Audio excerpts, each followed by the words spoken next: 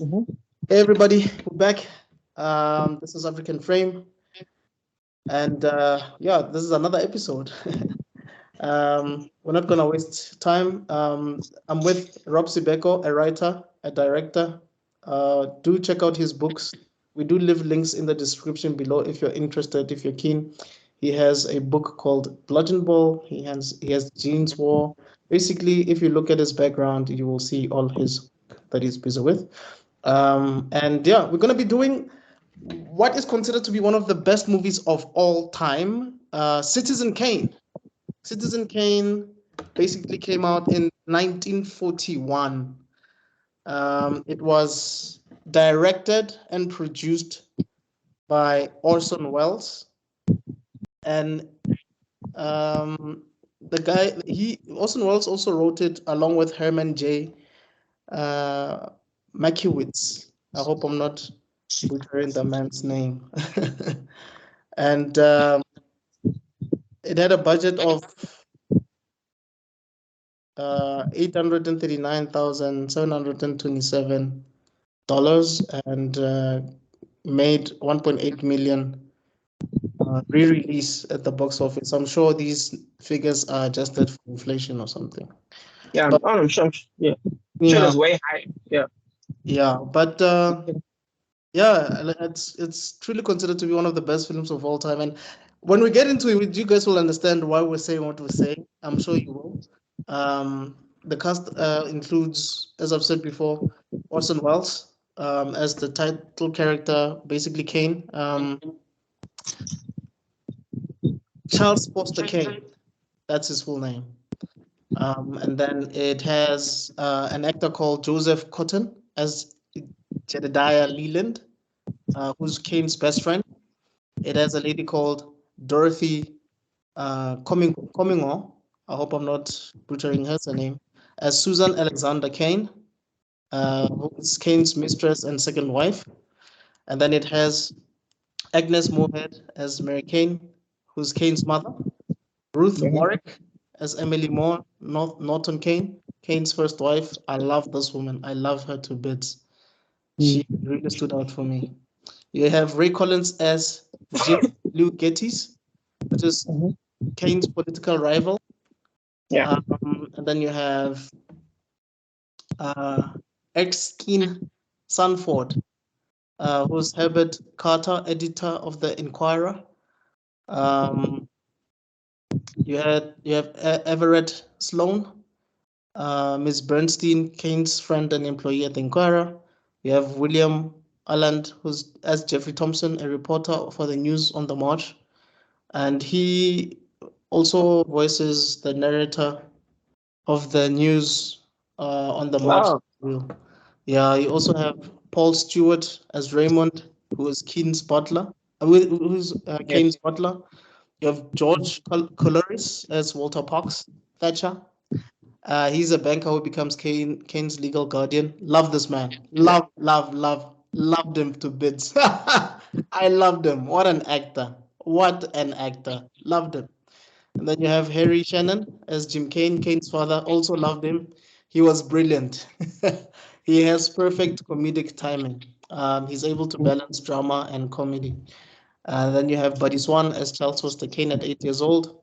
Beautiful, brilliant actor. You have Sonny Bob as Charles Foster Kane, the third Kane's son. So yeah, that's basically um, the cast. And then they also say here on Wikipedia that Ellen Ladd, who was still unknown at the time, makes a small appearance as a reporter smoking a pipe at the end of the film. So yeah, that's basically the cast of this film. Yeah. 1941. Orson Welles at the time was 25. And the fact that he was able to do something like this is Yeah. remarkable. Yeah, he was definitely a prodigy. No, no, Definitely. definitely, Yeah. definitely stole the show here, man. Like as the old man, as the young man, Yeah. man. Yeah. Like, because I remember reading about this film a long time ago, and I wondered how he was able to play different ages so well. Was he an Yeah. old guy who was able to play a young guy? Yeah. To find out that no, it was a young guy who was so good at playing different ages and having different Mhm. mannerisms and even portraying different levels of maturity Yeah. at that age. It is truly remarkable. I don't know how he did it, but he did it. Yeah, no, it was a brilliant performance. Apparently, he was a stage actor before, Yes. and I And he do. did radio. Yes, I know that he did radio and he did this infamous War of the Walls thing. I think people believed his story or Yeah. something. I just never heard it, but I Basically, want yeah. to hear it. They play it as fact.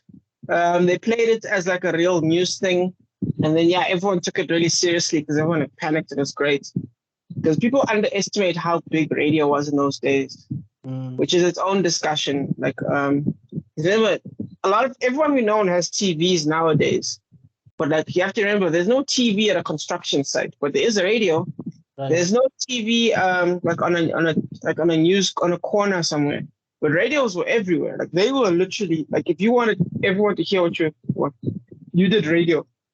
And I guess you could also say that there was not really an influx of TV shows or movies at the time. It's not like there was a movie coming out every year, or you had like a huge playlist or archive on Netflix or something.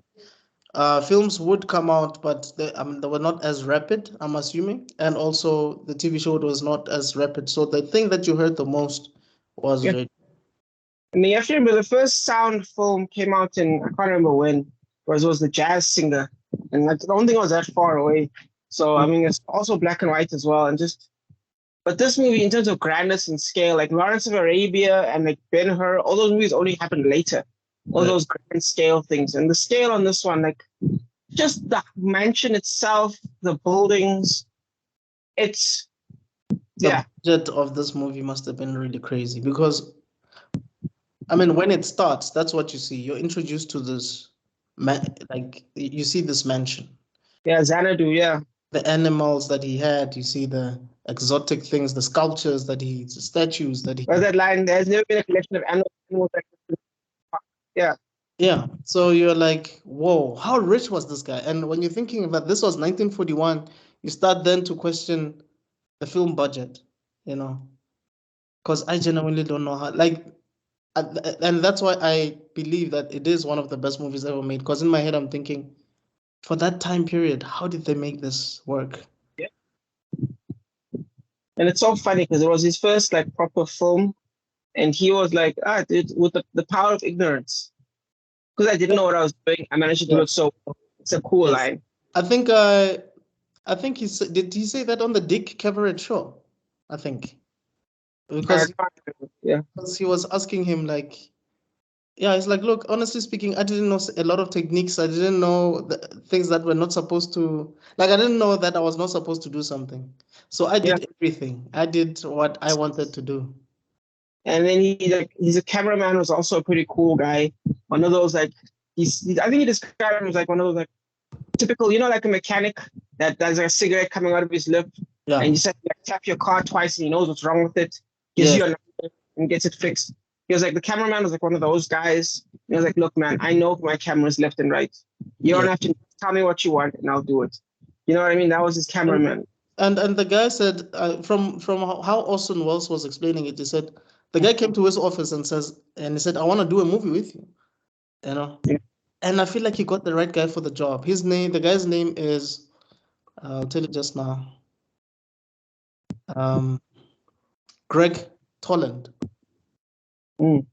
Greg Toland. Just hold on for a second because I need to share my screen so that people can see who we're talking about. It's this guy over here.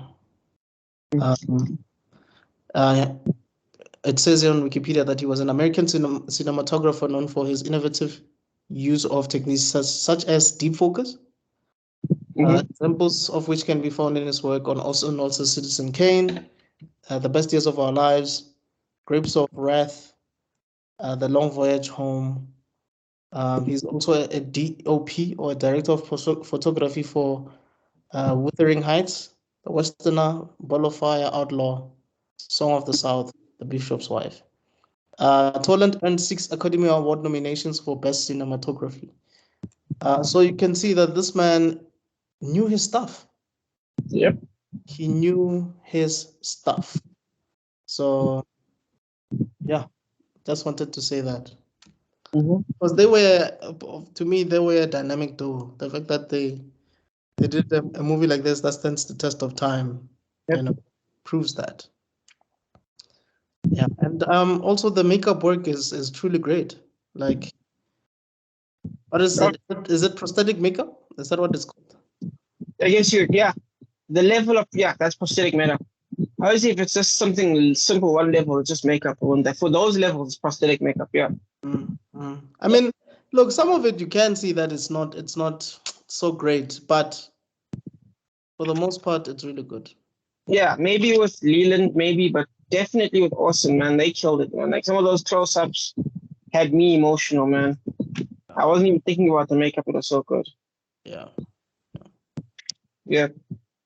All right, let's get into it. Yeah, let's get started. Cool. Oopsie daisy.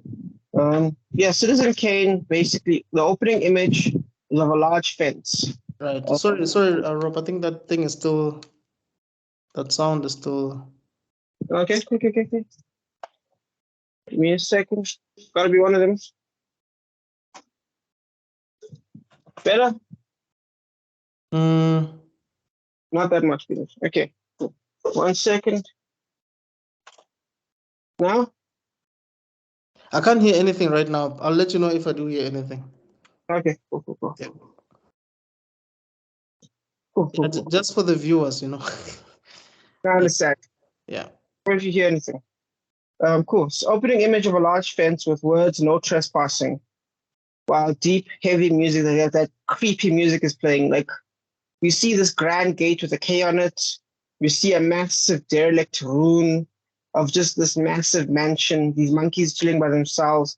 It looks like it's been abandoned for 100 years. It definitely looks like it's a horror movie when it starts. Yeah. Dude. Yeah, then we see snow, then we see a house, and then the camera zooms out brilliantly to show that it's a snow globe. And we get an extreme close-up of lips whispering the words Rosebud, before the hand holding the globe goes limp and the globe smashes. The man is covered up, he's dead. Like, yeah, that was cool, man. Like with the nurse and coming in. All of it is creepy, by the way. All of it is slow. All of it is insaneness. Then suddenly, out of the blue, creepiness vanishes, kind of like with Full Metal Jacket. Sharp cut. We're hit with major music. News of the man's death. Xanadu, the home of Kubla Khan, was rebuilt in grandeur in Florida. This being the dead man's mansion. We don't actually get his name right now. And then we get, the funeral of Kane, the legend. Every newspaper in the world has his name. Kane, the owner of an empire. Kane was a poor kid, but her mother inherited a mine, and Kane was collected to live a whole new life. The story, by the way, is using the documentary format. This is something discussed in District 9. Yes. It's the same idea. This is using, but the scale on this one is very grand. Like that was short little close-ups and stuff. Like this is this is more like a global celebrity death where you get to see footage of the man's life throughout the years, either when he just came back from traveling from across the world somewhere, or a clip from his wedding day, or bits and pieces of that nature. Yeah. But just there's an elephant being picked up off a boat. That tells you something amazing right there. Like holy God. Just for a 1 second scene, that must have cost him a fortune. Like camels and all these things. Yeah. And it's just grand. That's all I can really say, dude. Then the shot provides its own, we then talk to the Guardian character, who and you see this room full of people. And it's a beautiful shot. It kind of reminds you of Kurosawa would do stuff like this, where you put like a room full of people and they have like the focus on the guy, and then a group's movements can sometimes amplify a single person's movements. So when they all like look at him and they're all like laughing and talking, it creates a new energy to it. I love that kind of stuff. Right. Yeah. Then the Guardian is like calls him a fascist. No, he calls him a communist, and then the Labour people call him a fascist. Right. And you can kind of see that this man he had a lot of enemies, and he was loved and hated. We find out that his first wife he divorced his first wife, but then the wife and the kid died, and the second wife is also divorced. We learned that he ran for president. You learned that his influence had fallen, and then he was dead. Mm. To me, it's just the most bizarre thing. We get a summary of of the movie. Basically, get a summary of the whole movie before the movie. Yes. Think about it in a sense. Yeah. Made as a documentary, and then it turns out no, it actually is a documentary because it cuts out, and we see a bunch of reporters watching the film. Yeah. And Yeah. then that's when they're saying, Yeah, something is missing. This is not enough. not We- enough. We need something more. Mm-hmm. I'm Yep. assuming that's the editor-in-chief speaking. I don't know. Yes. No, but definitely. Like, wait, say it again. I'm assuming that's the editor-in-chief that was talking. Yes. Kind of like the editor from the Full Metal Jacket. Yeah. The part comes in. They talk about Kane's last words. Then we get our lead, who's on a mission, and his mission. So technically, the story kind of starts here. Yeah. This is like the inciting incident almost. Also, I think if there's something that I want to shed a light on is the quick dialogue. The quick exchange between the Dylan, yes sir, just make sure that you do 1 2 3 4. Okay, I'll do that. Yeah, and you Donald, yes sir. And then, all right sir, I'll make sure to get. It's like these people are so, like, they're so quick in their responses. It's snappy. It's snappy. Yeah, so it gives you the intention, or rather the impression, that that's the nature of the business. It's quick. Everybody's on their toes. Nobody's incompetent. That's the nature of the business. And even before that, I think there's a scene that shows, maybe I'm jumping the gun here, that shows the banker reading the will, I think. So not really. When you say reading the will, I think you mean the part with the mother. Yes. Well, yeah, something like that. Yeah, you could say it's reading the will, but yeah, I'm not there yet. Okay. Yeah, because at the 15-minute mark, the reporter goes on the hunt. Our first target is the second wife. Remember, the first wife died. Miss Alexander. She's an uncooperative, broken woman. So the reporter, they tries to get information out of her, but she's just all over the place. So he gives up, but he talks to the person that she knows, and it's like, nah, she doesn't know what Rosebud is. Cool. So the reporter moves on, going to this weird, creepy, like 1984 megastructure of Thatcher. It is dark and has sharp contrast and sharp uniforms. It is like a super prison. Everything is cold and indifferent. It's kind of like a showing of money in a way. I think that's kind of him showing how, even though Thatcher's rich, he's still kind of like a cold asshole. Was that a bank, though? Was that a bank? No, it was more like I would say it's a vault, not a bank. Okay. Yeah, because remember, it's like keeps that guy's records, and the whole point is keeping the guy's records. Yeah. So I think it's supposed to be realistic. I think it's supposed to be exaggerated on purpose. That's why there's only one guard and one woman guarding that whole area. Right. It is cool. But in it, he starts reading the diary of the Mr. Thatcher, and we get snow and the home that Kane grew up in. We see a kid playing the camera. Cooley pulls back to reveal a window, and the mother and a young version of Thatcher, the man from before. Can you also mention how beautiful that shot was? Because apparently at the time, that kind of how can I put it? Those kind of shots did not exist at that point. Like, these guys were breaking stereotypical norms when it comes to filmmaking. It usually just a shot of a child playing, then you move to a shot of the mother inside the house. You don't show a child playing, zoom out, show a window, show the interior of the house, then show the parents. That was not done. That kind of, I don't know if I would say it's panning, maybe. I don't know if that's panning, but zooming out like Yeah. that. Yeah. Definitely. You see the kid like a frame within a frame, which is its own kind of style. Right.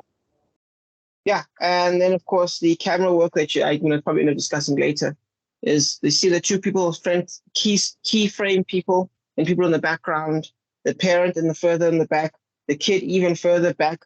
You kind of see where the priority of the shots are. The two talking, the father in the background, and then the kid even further in the back, and you can see all four in the shot, which is Yes, all four, all making noise, yeah. but it's not distracting. Those in the foreground are the most important people because they're having a conversation that progresses the story. And they have the literal power of the scene. Yes. They're the ones telling you what is and what isn't. And that'll play a part later on. Yeah. Right. Cool. Yeah, pulling back, yeah. The father, the first time I watched this movie, I used to think badly of the father. Like he wasn't much. But now that I'm older, I can see he's the only one that's actually fighting for the kid's happiness. Things are very cold with the mother. Until the end, where Charles, aka Kane, lashes out at Thatcher, and the mom kind of pulls the child away from the father because the father's like, that kid needs a thrashing. Yes. And she's like, no, she needs to be away from you. This is the first time I took it as a father being abusive. Yes. I kind of take it as a father being a bit too ghetto for Mrs. Thatcher's liking. Because if you think about it like that, I feel like there's two ways of seeing that scene. A, like it's a hillbilly abusive father that's going to ruin his life, you know what I mean? Mm-hmm. And I think that's kind of how she sees it. In that, can I put it? But if you look at Kane's rebelliousness, maybe what Kane needed was like order, because he never really gets order throughout the entire thing. If you think about it, he's rebellious till the end. Look, I agree with you. For me, though, my take was when I saw the dad from the jump, I was on his side. To this day, I'm still on his side. And I did also get the mindset that he could be abusive because that's what basically the mom was alluding to. But at the same time, he was just saying that this child needs discipline. Like you're saying, he needs order. Exactly. Only after the kid lashes out, but otherwise, everything you've been saying before was for the kid's sake. Yes. Yeah. So what is Thatcher's role in this whole situation? Basically, what he is, the mother probably realizes, hey, I'm way too ghetto to raise my kid because I'm rich. And my kid needs to, like, I'm stuck with the hillbilly father. You know what I mean? He's probably gonna blow the money. So I'm gonna give the money to my kid immediately. You guys have a trust fund, and their entire job is to raise the money anyway. So while you're doing that, So Thatcher is a trustee. Yes. Okay. In the same way you get like hedge funds, he's a venture capitalist kind of thing. Yes. So he's like looking after the money, which only he will have access to until Kane turns 25. Right. But he also has to raise Kane, so take him to school, all that stuff. Yeah. So he becomes the Alfred of this whole situation. Basically, yes. Yeah. So wonder what kind of Alfred he is. But the whole situation is so cold-blooded that I think that negatively impacts Kane, which you'll see here even more. The next scene, because we see like Kane with the sled that just accumulates snow and it's left alone. Then for Christmas, I'm assuming it's the next year or that year, he gets a sled. A cutaway from the sled that's left behind. Where they're just like it's a sled where there's just men in suits. There's no snow to be seen. Yeah. But it's even a sled anyway. You can kind of tell he's not happy about it. Yeah. But he's surrounded by men with no place to play. We get an amazing, crazy cut of Thatcher as an old man because it flows so smoothly. It's like Synecdoche, New York. I don't know if you ever watched that yet. No. But in the beginning of the movie, where it's one scene, right? But in that scene, time has actually moved like 5 years, and you don't know it. You just have like the 8 of milk thing, which you cut. And this one gotta get something similar to that because he cuts suddenly. He went from white to gray because it looks back, he's gray. Yeah. he starts talking to the guy. Yeah, because he was saying the same thing. Yeah. But basically, it's like he says the same thing every year during Christmas to Kane. Yeah. And then cuts to him being an old man, giving advice. Now that this man is now that Kane is 25, here's what he has and what he can do with it. But turns out Kane doesn't care about all that stuff. He only cares about the newspaper. Thatcher is so pissed he breaks the fourth wall and looks at us. Dude, I loved that moment. I loved that moment. You're supposed to do something. Oh man, I loved that. Like for me, the comedy in this film is well done. Yeah. Well done. Because so slick. It's not too childish. Yeah. Even the performances are not too childish. It's more like, is he mad? Like he wants to buy a newspaper. Is he mad? You know? And after that, showing Thatcher reading the newspaper every single day and looking at us from in some way, shape, or form and saying he did. Yeah, they're like trade group exposed, which means this man, Kane, is going after Thatcher with every fiber of his being. Yes. Every article is an article designed to destroy Thatcher's company. Yes. It is a straight up attack on him, and Thatcher's just trying to come back. He's not even trying to get revenge. He's just being like, please stop. You know what I mean? Fourth wall, reading the newspaper, attacks the Guardian. It's a crazy montage. And it just keeps going after him. Yeah. 25 minutes in, we get to see Kane for the first time. Yes. This is the moment where he's sipping tea, right? He's just, for me, and I think I told you this offline, that for me, I feel like Orson Welles could have been, if Orson Welles was 25 in 2023, he would have been the perfect Howard Stark if they made a Howard Stark solo movie. Definitely. Perfect. So smooth, poised, like he exudes a 25-year-old's confidence in that one scene.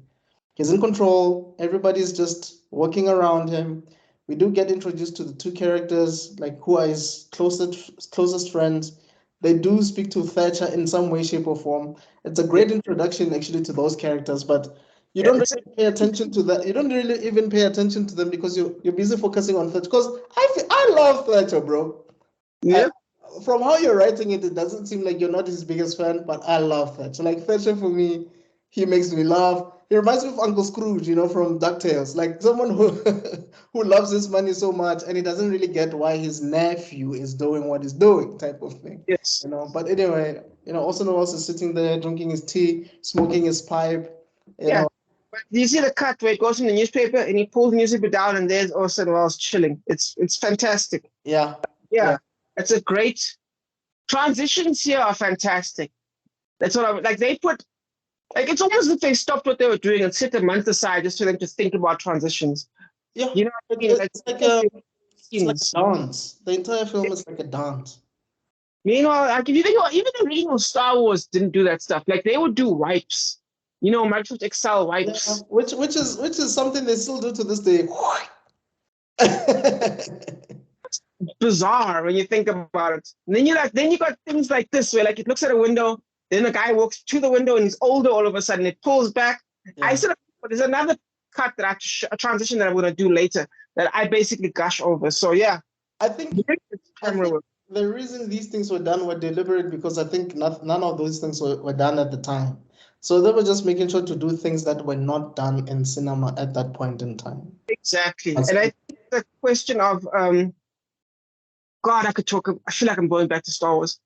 It's one of those things where because you can do it now, it's the only thing we do now. So for example, CG, because we can do it, we do it all the time when something was done live and it would have looked better. Right. For example, The Mandalorian, I'm sure a lot of those shots could have been done in the open instead of that special studio of theirs. I know in my opinion, I'm not a fan of House of Dragons. I felt like it was less good because they did something similar. I don't know if you've seen these new studios what they're doing now. So what they do is they put the TV, they now, instead of a green screen, they now put a giant TV basically. Okay. Now Star Wars did it different. They still do kind of a type of CG, but like House of the Dragon, apparently Avatar as well.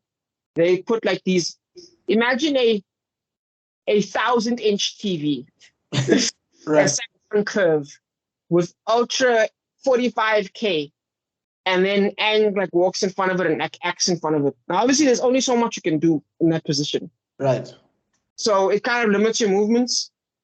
And I feel like because people are doing that, we're losing things that you get like in things like Citizen Kane, where creative. Do you know what I mean? Right. So I feel like that's the problem with transitions nowadays versus those ones. Like you had to be creative in a way. But there's a whole thing about that with the whole French New Wave that gets discussed where like transitions are like, where that one, they did their hardest to break away from Hollywood. Right. They were fighting to be smooth. They were fighting to be jagged. And it's kind of like in the modern day, there's kind of a mix of that. Scorsese is a good example of the French New Wave, where his cuts are jagged. Where like sometimes you even cut to the same person twice. And you're like, what is happening right now? Because Scorsese is that kind of person. But anyway, let's get back to it. Yeah.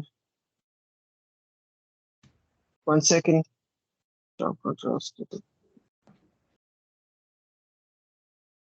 And I guess you could also say that you can see the arrogance in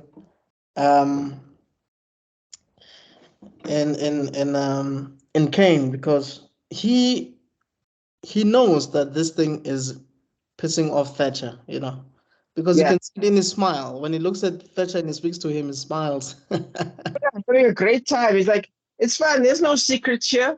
You can tell this man. My newspaper is for the readers. And right here is our number one reader. He'll tell you the problem with every single issue. And he's right, because Thatcher buys the newspaper every single day to read about what Kane say about the company.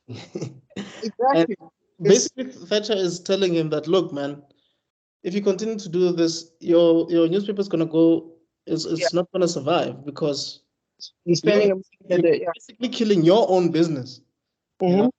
And I mean, are you aware that you're wasting resources? I mean, this company is not even making that much money, I think.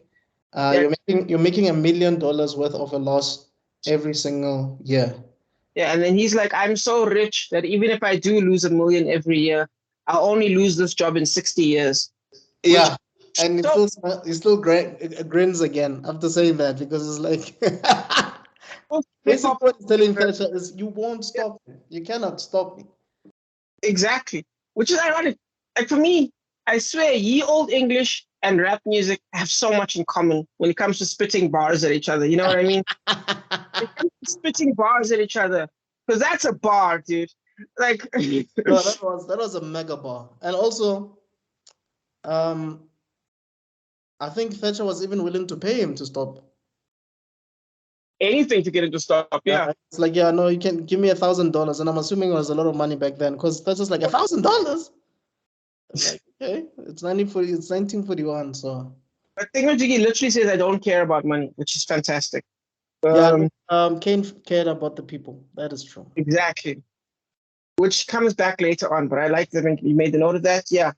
He's so cocky that years later, he actually does go broke and he has to sign away his money.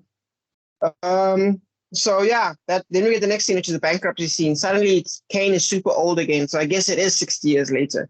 And he's signing away the newspapers, all the other newspapers now. Thatcher's still alive for some reason. Yes. I don't think it's 60 years later though. Yeah, but it's much later. Yeah. A super famous piece of blocking, known by many a film student. The two characters are large in the frame. In the foreground. Yes, while they talk. And then in the background is Kane walking away. Mm. And he looks even smaller because the building is so bizarre, because it looks like the building is oversized in a way. Like the windows are way up there. Yeah. Like you're like a kid while at the same time being small. Right. There's a thing, I think I've talked about it before in Eternal Sunshine of the Spotless Mind.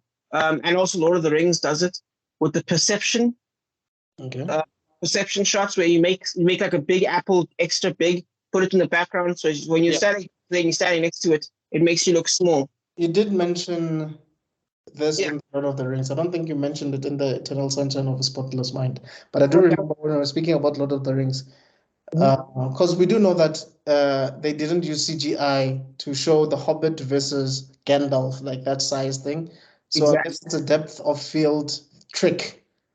Yeah, I remember that. Yeah. So it feels like that's what's being used here, though I wouldn't say exactly.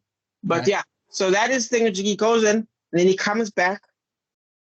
And he comes back, and Kane comes back. It turns out he's not losing all his money just yet. He's actually still got a little bit of money. And Kane is standing over Thatcher. By the end, the Great Depression having hit. He lost the mega fortune, but his rebellion against the Thatcher, Thatcher, the man who stole his childhood, he's still on it. Like he's still on that revenge tip. Like I feel like he deliberately blames Thatcher for everything. Yeah.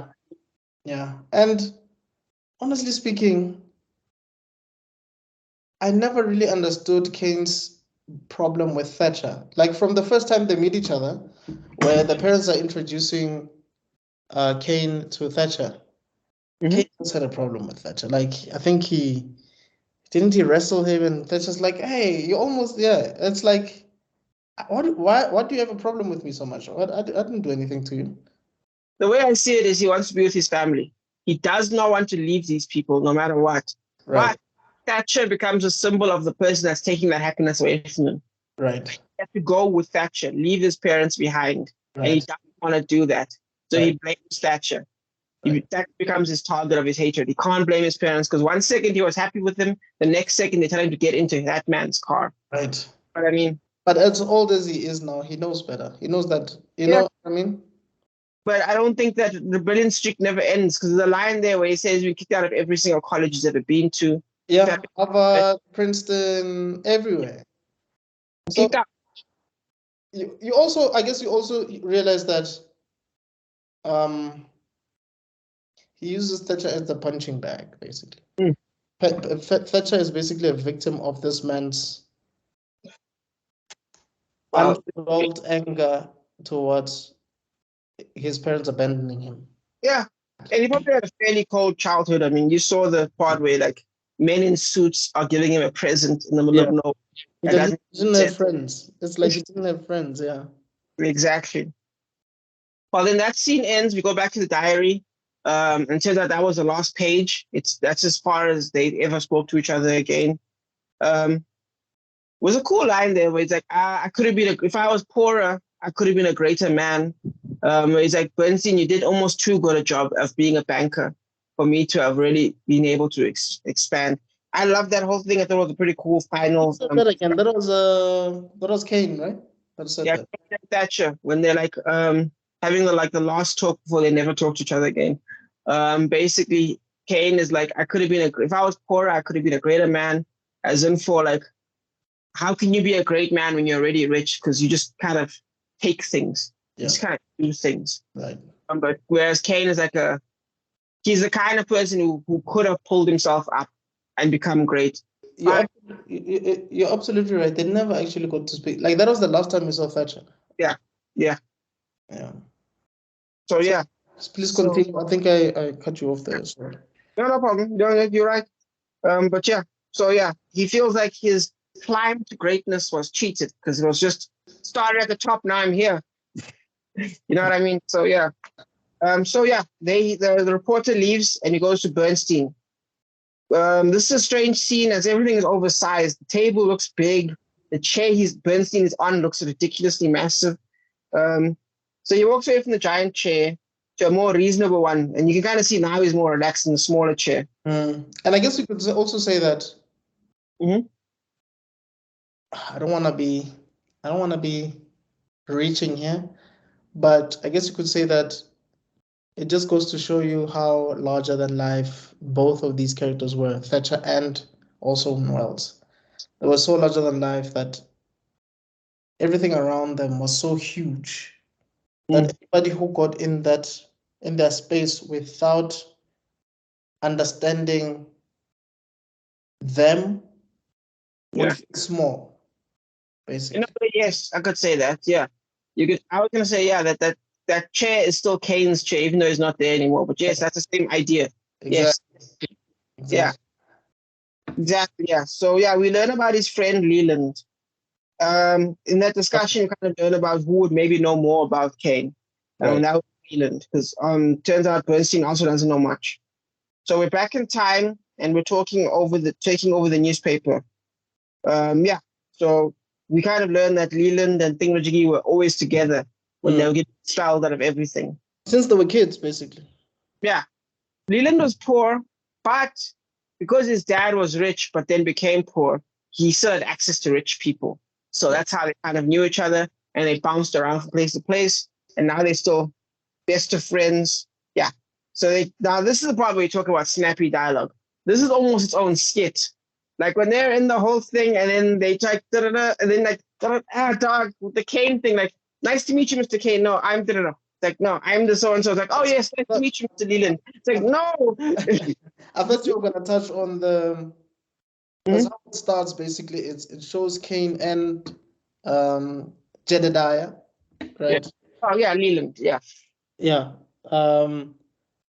They're talking about, this place. I mean, this is not a place to stay in. This is not a place to sleep in, because they basically come in and they have like everything. It's like, how people from different parts of the province come to Gauteng. They have their fridge, they have they have their couch, they have their bed.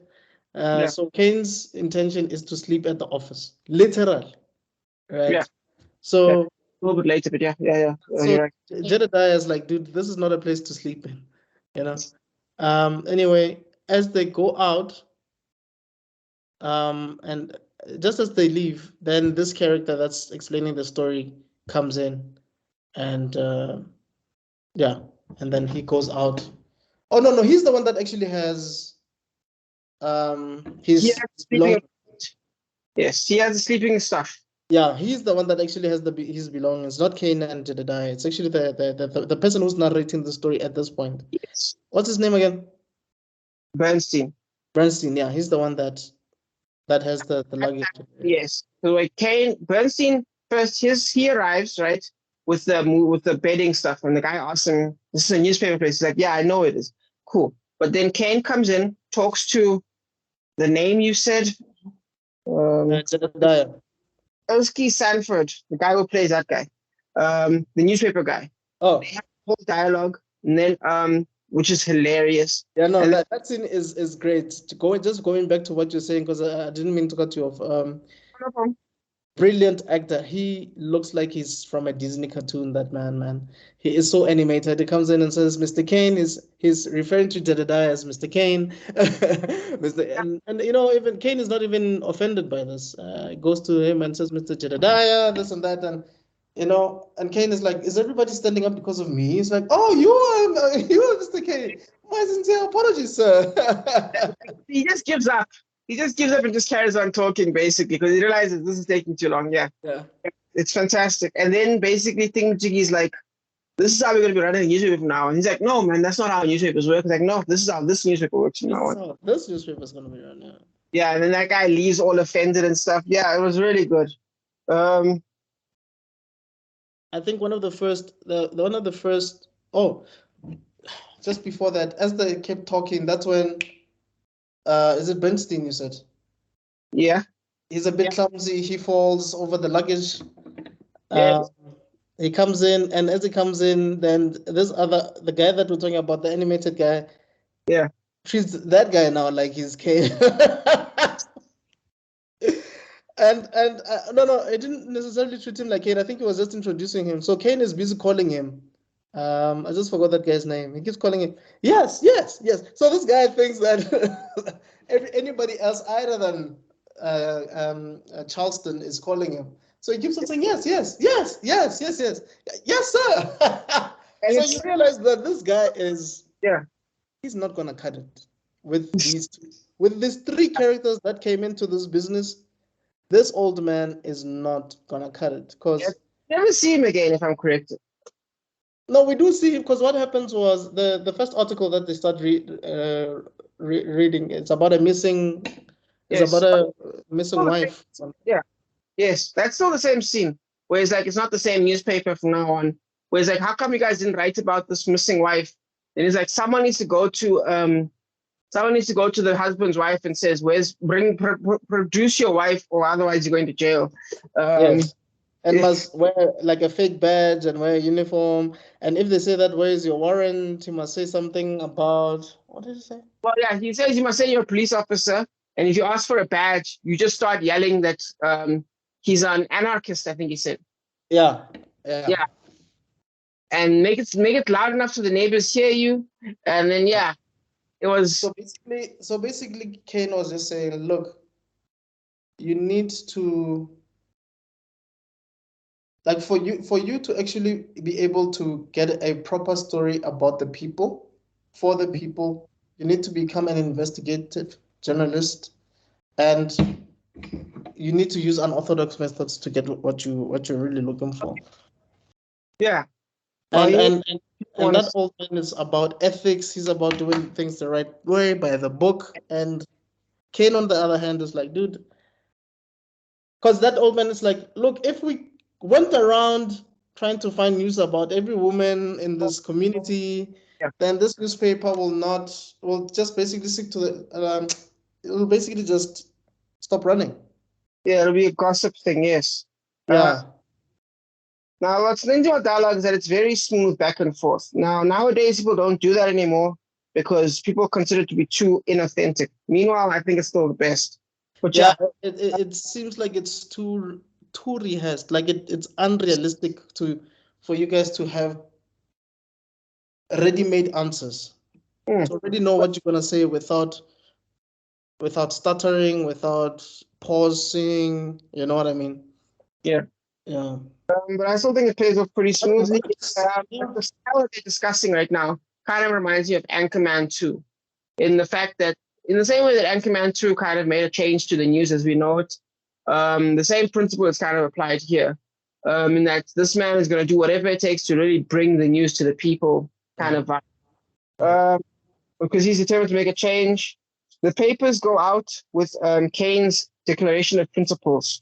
There's basically, which turns out to be a big deal, because it turns out, because that's when Leland is at his most proud to know Kane. Like, you know what I mean? Like, he keeps that piece of paper and he's like, this is going to change the world. Right here. The Declaration of Independence right here. Right. Cool. There's an amazing match cut. Oh, yeah. Then when the paper goes out, they're like, okay, we need some of these people to start working here. Yes. And you just picture of these guys. Like, we need these guys to start working here. And there's this stunning match cut. Are the people sitting in the photo, and the camera pulls away as if to play it as if there was no cut, and the camera picture just came to life. And next thing you know, we're in the room with those people. The same people. So basically, the people that you're talking about are the competitor, the other newspaper company that's basically rivaling the editor, which is the paper that Kane has bought. So they looked at a photo, they saw that these are the top journalists of that competitor, opposition, company or rival company. Then he bought every one of them 3 years later or 6 years later. I don't remember. I think they had 6 years, but 1,600 something. There was a number that was on the. There was 600 and something, 600,000 and something issues sold that day in one day. Yes. I think. Yeah. So he beat that record 6 years later. But I just want to say. Going back to. Yeah. And they beat it in 6. Yes. Sorry. Please repeat that. No, I said you're right. It was. Sorry, I misunderstood you in the first place. It was he got them in 6 years, but it took 20 years to get them together. So he beat that record. Yeah. Oh, the opposition. It took them 20 years to get to beat that to get to 1,000 together. Oh, damn! That's a long time. I'm gonna snatch him away in 6, and in less, and he did. Yeah. I also wanted to say that going back to the Declaration of Independence scene is as he's writing those things, Jedediah makes it clear immediately, and which is something I think very important. Even though it's different perspectives, Jedediah says, you used I in your second sentence, right? Mm.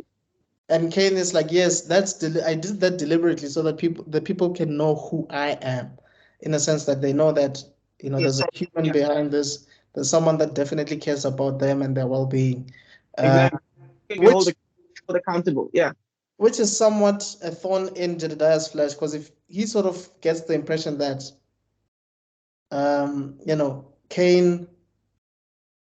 Kane wants to be loved so badly, that's why he's using this I.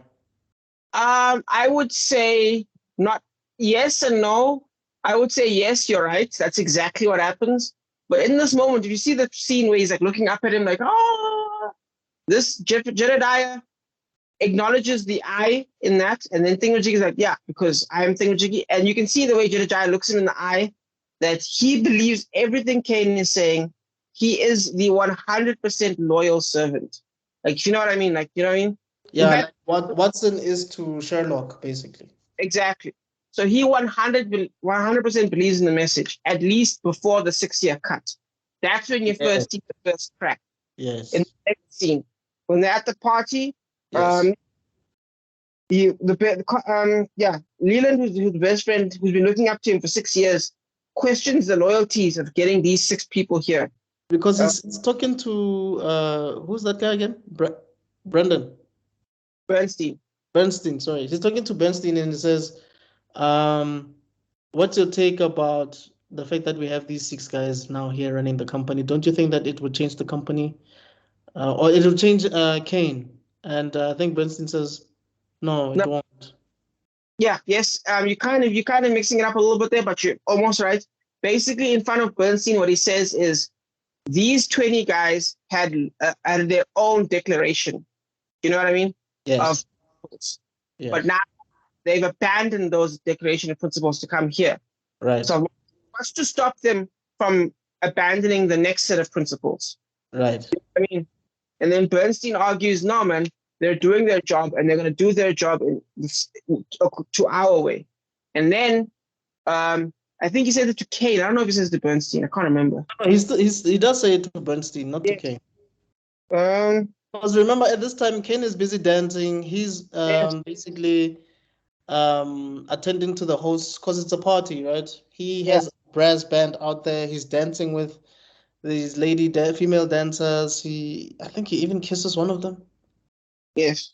So he's in the moment, but Jedediah is worried. Yeah. Because I think it's something to the effect of, I'm not worried whether they will I think it says something like, what I'm afraid of is them changing him. Well, yes, in a way. He says, no, what if instead of him changing them, what if they change him without him knowing it? Yes. Yes. Yeah. Cool. But anyway, Kane's in this convo, like the bankruptcy talk, we can see Kane is in the center on the floor, and again, when you cut to the other angle, we see Kane in the reflection, which for an old movie is a super badass move. So Kane is always in the center frame. Kane's frame, cool. And then we're back to normal time. Well, no, we cut to the future within the flashback, and we see that Kane is engaged. They talk about his influence and how he really lost everything. What? There's a cool line. There's a Bernstein who says it, where he says, old age is the only disease you don't look forward to being cured of. I was like, that is a bar. Yeah, no, that was because he was talking to the journalist at the time. He's talking to the guy who's basically trying to find out if there's meaning to Rosebud, and that's when he tells him that. And you can tell that, this is amazing. You can tell that apart from Thatcher, almost everybody that this man visits has made a lot of money through Kane. Their own money through Kane. Yeah. Through the success of the multiple newspapers that Kane owns. Absolutely, man. Yeah, 50 minutes in. We're now 50 minutes in. We see there's still no Rosebud. Now we officially go to Leland. But he also knows nothing about Rosebud, but he can talk to us about Emily. And we get one of the most famous montages of all time. The couple at the dinner table, bouncing back and forth. They compliment each other. He makes time for her. We see the joy getting sucked out of the room, their smiles fading, the table getting bigger and then further apart until they are silent and the table is huge and they're both on opposite sides. Right. Mm. So you see a entire timeline of their love for each other, or their marriage in a nutshell. Because she's complaining about how, Kane is spending a lot of time at the Inquisitor. Yep, that's when it's still being cute. And Yes. then she's going after my uncle. Well, no, she says the president, he says your uncle. Because he's basically writing articles about her uncle.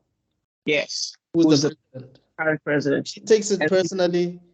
He's speaking about principles, and remember, the Inquisitor is about the people. Yes. So that's why there's a bit of a conflict of interest there. Yeah. And then for that one moment, but in the end, she's really just trying to talk back at him for different things, and he's just not accepting it until eventually she's like, but then the people will say, it's like, whatever I tell them, and it ends like that. And then the next thing, they don't even talk to each other. Pure silence. Right. Yeah. Look, Yeah. Before we go further, how did you feel about the wife when you were watching that scene? I thought, she was a happy woman until, things got cold. She's poised, royalty, very opposite of the new girl, definitely. Look, for me, that's why I mentioned it when we were talking about the casting. Mm-hmm. This is the perfect woman for Kane, bro. This is... I'm not sure if you're familiar with Archie comics, but like, there's Veronica, there's Betty, right? Yes. One would argue that Betty is the better girlfriend because she's more down to earth. She's like the girl next door type, right? But she was a combination of both in the sense that her personality, like she was down to earth, even though she was from an affluent background, but she had the looks and the character of, she had the looks and the demeanor of Veronica, even though she was down to earth like Betty.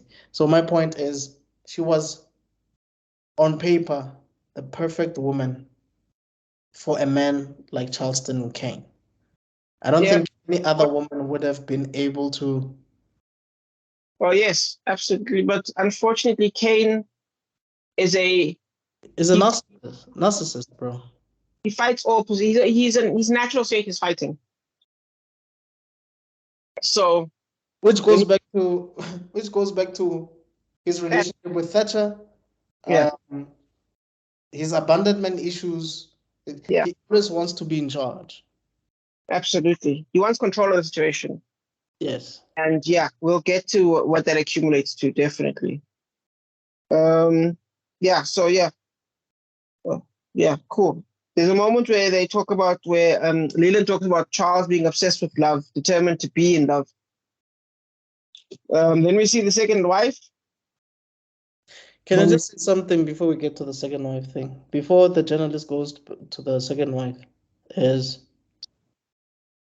man, this actor, the actor who plays Jedediah. Oh, I think, man, the way dialogue is written in this movie is truly remarkable.